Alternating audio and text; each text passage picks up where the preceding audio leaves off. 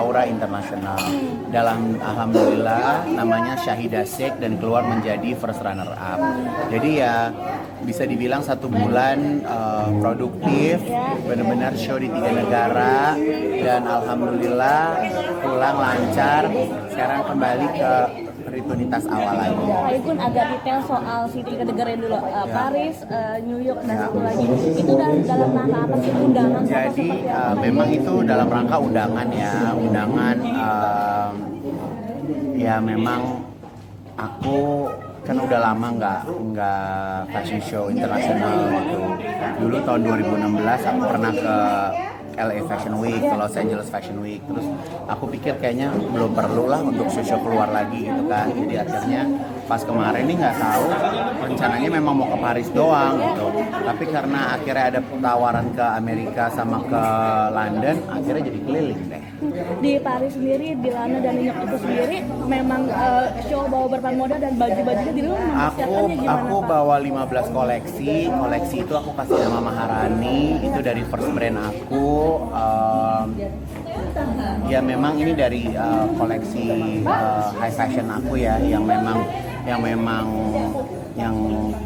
bisa dibilang ya itu pamungkasnya dari koleksinya Igun lah gitu. Dan alhamdulillah di sana mendapatkan sambutan yang bagus. Setiap negara beda-beda cerita ya kan, dan serunya kalau di sana tuh kalau sebelum show kan ada gatheringnya dulu ya, dan mereka tuh terkaget-kaget melihat follower Instagram aku, karena kalau di luar negeri tuh kayak cuma 15.000 aja tuh udah bisa jadi influencer gitu. Ngelihat follower aku yang segitu banyak, mereka terkaget-kaget meronta-ronta gitu, jadi seru banget sih gitu. Apa komennya yang paling biasanya? Iya, mereka nggak nyangka aja aku punya follower 30-an M gitu kan, mereka yang terkaget-kaget lah gitu. Jadi di sini memang membuktikan the power of social media di Indonesia itu memang bagus banget kan gitu. Pak Igun mengunjungi 3 negara sekaligus kemarin di Vietnam, jadi apa ya, jadi salah satu puncak karir atau memang sebelum udah ada lagi sih? Sebenarnya ya merasa ini sebagai puncak karir ya, jadi kayak ya mungkin ini pencapaian yang belum tentu orang lain juga bisa ngejalaninnya. Ninggalin pekerjaan di Jakarta, syutingan stripping aku tinggalin tuh selama 1 bulan ya kan. Untungnya TV-nya baik, pulang ke Indonesia tetap honornya keluar 1 bulan ya.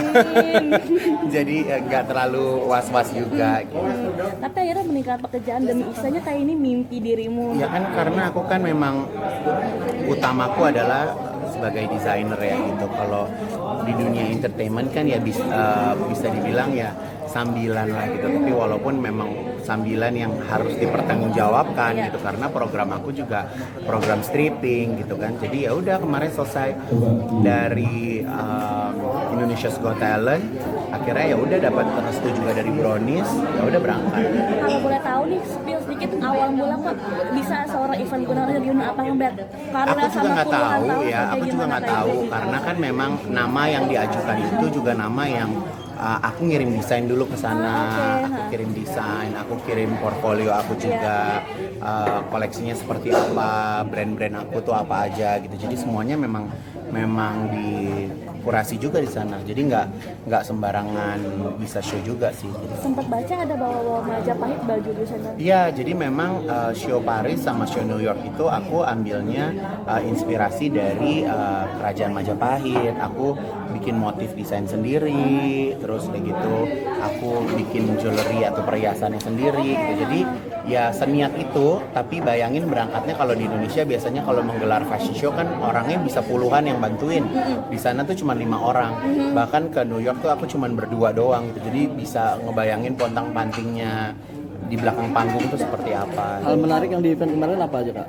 Yang paling beda ya, kalau misalnya di Indonesia ya mungkin aku punya nama yang besar ya. Kalau misalnya udah sampai keluar kan ya nggak semua orang tahu aku juga gitu. Jadi makanya aku tuh salut banget sama Agnes Monica gitu, yang kerja keras ninggalin Indonesia, membuat karir di luar negeri itu berat banget loh. Maksudnya ya kita kan memang orang Indonesia ya, jadi kayaknya sedikit banyak kayaknya banyak yang ngebantu di sini. Kalau di luar tuh kan semuanya memang harus mandiri sendiri.